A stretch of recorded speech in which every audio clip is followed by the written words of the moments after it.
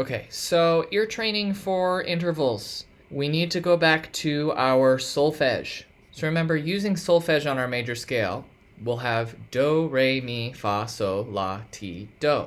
Now when we talk about intervals, we're taking a note from this major scale and comparing it to the first note of the scale. So for example, if I take my first note of my B flat major scale, which is B flat, and I compare it to the fifth note of the major scale, which is F, we call that a fifth because I'm comparing the first note to the fifth note.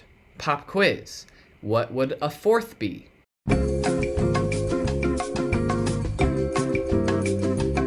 A fourth would be from B flat to E flat because E flat is the fourth note of our major scale. Now, every single one of these intervals is going to be called a major interval, except for a couple. The first one that we don't call a major interval is unison, and that's when we're comparing the first note to itself. So we have two of the same exact note at the same time. A unison is called a perfect unison. We notate this PU. Okay, then we have our major second, major third. Then we call this next one a perfect fourth. I'll get into the theory of why much later, but for now, just trust me, we call it a perfect fourth. After that is a perfect fifth, followed by major sixth, major seventh, and a perfect octave, which is the bottom note and the top note of a scale together. So the only ones that are different are your unison, your fourth, your fifth, and your octave. All of the rest of them are called major. So solfege is going to come really in handy here because we want to be able to identify these intervals with our ears. For examples of that, we're going to move to the piano. Here I am at the piano. So we're going to play our B flat major scale and sing through our solfege. Do, re, mi, fa, sol, la, ti, do.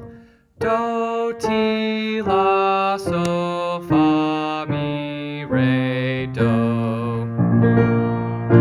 So I know that the first note of my scale, do, is do. If I start here at do, can I hear re in my head? Re. Because it's just one step up from that do. Do, re. Next is mi, fa, sol, la, ti, do. You want to get into the habit of imagining what it sounds like in your head before you sing it out loud. And you maybe will not have the same vocal control to be able to just like do. Your goal is to be able to hear it in your head. Your goal is not to be a virtuoso on any vocal part. So the next skill I want to be able to practice is singing my major scale starting on that note using solfege. Do, re, mi, fa, sol, la, ti, do.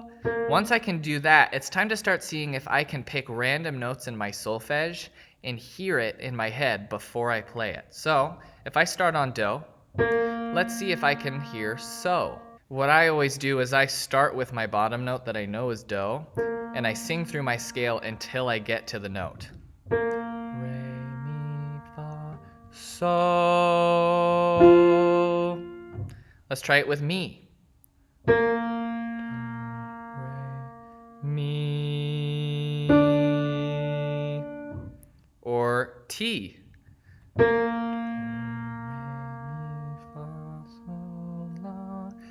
T. Oop. Everybody makes mistakes. Everybody has those days. Once I can do that, I can start to identify different kinds of intervals by using the solfege. I know that we're starting on do.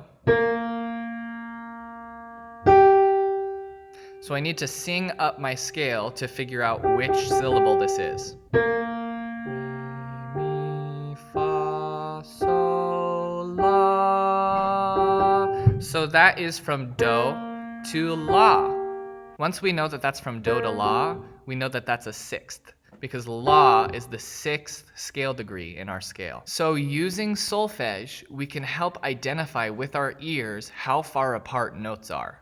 This will help you tremendously in your composition, and it'll also help you in your listening. Whenever you hear something that you really like, it's cool to be able to identify, oh, I like that because it's a fifth, or I like that because it's a fifth that moves to a sixth. Training your ear allows you to learn a lot more through listening than you could before. And it's sure a heck of a lot easier than sitting down with the score to a piece of music and trying to figure out what's going on. Let's do this in another key. Here's Do.